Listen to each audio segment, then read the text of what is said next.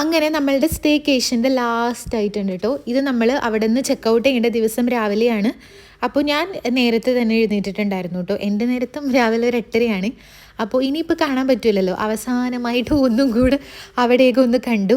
പിന്നെ ദേ ഞാൻ ഫ്രഷൊക്കെ ഒന്നായിട്ട് നമ്മൾ ഡ്രസ്സൊന്നും എടുത്ത് വെച്ചിട്ടുണ്ടായിരുന്നില്ല. ഞാൻ പറഞ്ഞല്ലോ കബോർഡൊന്നും നമ്മൾ യൂസ് ചെയ്തിട്ടുണ്ടായിരുന്നില്ലെന്ന്. ആ ചെയറിലും സെറ്റിലൊക്കെ തന്നെയാണ് നമ്മൾ ഡ്രസ്സും കാര്യങ്ങളും എല്ലാം വാരി വലിച്ചെന്നിട്ടിട്ടുണ്ടായിരുന്നത് കേട്ടോ. അപ്പോൾ എല്ലാം പറക്കിയെടുക്കാമെന്ന് വിചാരിച്ചു. പിന്നെ നമ്മളെല്ലാം എടുത്ത് വെച്ചാലും ഇറങ്ങണീന് 1, 2, 3, 4 വട്ടം നോക്കി ഇനി എന്തെങ്കിലും എടുക്കാൻ മറന്നിട്ടുണ്ടോ എന്ന് നമ്മളിങ്ങനെ ചെക്ക് ചെയ്യണമല്ലോ.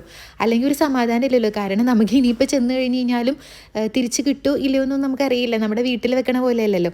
അപ്പം അതൊക്കെ ചെയ്തുകൊണ്ടിരിക്കുന്ന സമയത്ത് നമ്മൾ ബ്രേക്ക്ഫാസ്റ്റ് കഴിച്ചിട്ടുണ്ടായിരുന്നു കേട്ടോ. ഞാൻ മറന്നുപോയി, നമ്മൾ സൽക്കാരയിൽ നിന്ന് തലഭാത്ത് വഴിയിട്ട് ഓർഡർ ചെയ്തിട്ടുണ്ടായിരുന്നു. ഞാൻ പൂരി ഭാജി ആയിരുന്നു, ഏട്ടൻ മസാല ദോശ. കൊള്ളായിരുന്നു, ക്വാണ്ടിറ്റിയൊക്കെ കൂടുതലുണ്ടായിരുന്നു, നല്ലതായിരുന്നു കേട്ടോ. അങ്ങനെ ഫുഡൊക്കെ കഴിച്ചിട്ട് നമ്മൾ പോകാൻ വേണ്ടിയിട്ട് റെഡി ആയിട്ടുണ്ട്. നമ്മളിതേ ഡ്രസ്സൊക്കെ മാറിയിട്ടുണ്ട്. അപ്പോൾ എൻ്റെ ഒരു കുട്ടി മേക്കപ്പ്, വലിയ മേക്കപ്പ് എന്നൊന്നും പറയാൻ പറ്റില്ല, ഞാൻ മുഖത്ത് വാരി തേക്കുന്ന കുറച്ച് സാധനങ്ങളാണ്. അപ്പോൾ സൺസ്ക്രീൻ നമുക്കിപ്പം ഭയങ്കര ഇമ്പോർട്ടൻ്റ് ആയിട്ടുള്ളൊരു കാര്യം ആണല്ലോ. സൺസ്ക്രീനൊക്കെ വാരി തെച്ചിട്ടുണ്ട്. പിന്നെ ഞാൻ യൂസ് ചെയ്യുന്നത് ഈ ഒരു സംഭവം കേട്ടോ, ലാക്മിയുടെ CC ക്രീം എന്ന് പറഞ്ഞിട്ട്. അടിപൊളിയാണ് കേട്ടോ, എനിക്ക് നല്ലപോലെ ഇഷ്ടപ്പെട്ടിട്ടുള്ളൊരു സംഭവമാണ്. പിന്നെ വേറെ പ്രത്യേകിച്ചൊന്നുമില്ല. അതേ ഒരു പൗഡർ ഇടും, അത് നമ്മൾ ചൂടിനെ സഹായിക്കാൻ വേണ്ടിയിട്ട് യൂസ് ചെയ്യുന്ന നമ്മുടെ നൈസിലില്ലേ, ആ സാധനമാണ്. നല്ല മണമുണ്ട് ആ റോസിൻ്റെ. പിന്നെ ജസ്റ്റ് പുരുക്കൊക്കെ ഒന്ന് എഴുതി. ഞാൻ കണ്ണെഴുതാൻ തുടങ്ങിയ കാലം മുതൽ ഞാൻ യൂസ് ചെയ്യുന്ന ഒരു ഐലൈനറാണ് ഈ ഒരു സംഭവം. അതും ഇട്ടു. പിന്നെ ഇതേ കുറച്ച് ലിപ് ബാമും ലിപ്സ്റ്റിക്കും. ആ ലിപ്സ്റ്റിക്ക് തന്നെ കവിളിലും കുറച്ചും കൂടെ തോണ്ടി സെറ്റ് ചെയ്തിട്ടുണ്ട്.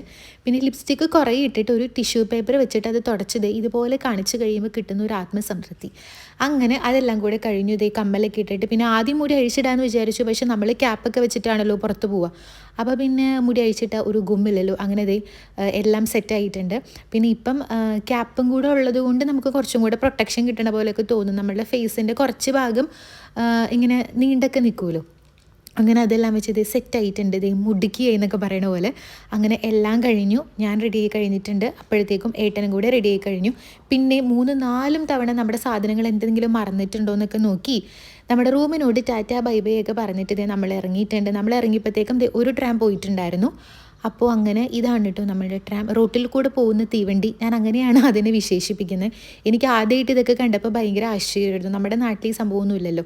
അപ്പോൾ നേരത്തെ കാണിച്ചതാണ് അതിൻ്റെ റൂട്ട്. നമ്മൾ ഇവിടെ നിന്നാണ് കയറാൻ പോണേ. ബാക്കി അടുത്ത വീഡിയോ കാണാം.